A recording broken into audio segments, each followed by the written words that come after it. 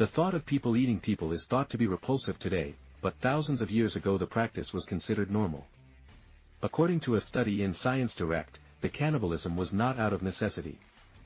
Rather, it was just a normal part of human culture in Europe some 15,000 years ago, News.com has learned. Researchers reported finding gnawed bones and human skulls carved into the shape of cups in Gough's Cave in England, and the new study suggests that the evidence of cannibalism there was not an isolated event.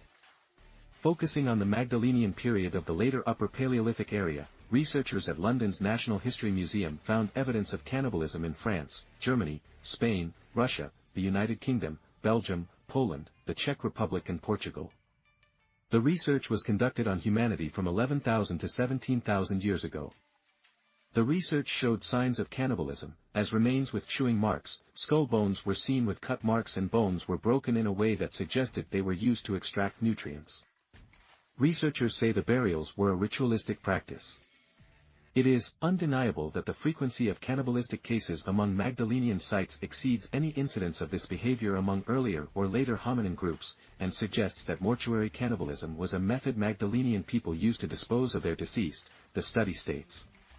Instead of burying their dead, these people were eating them, study co-author Sylvia Bello, a paleoanthropologist and principal researcher at the National History Museum, said in a press release obtained by CNN. Cannibalism was not simply practiced out of necessity. That in itself is interesting, because it is the oldest evidence of cannibalism as a funerary practice so far known, Bello said.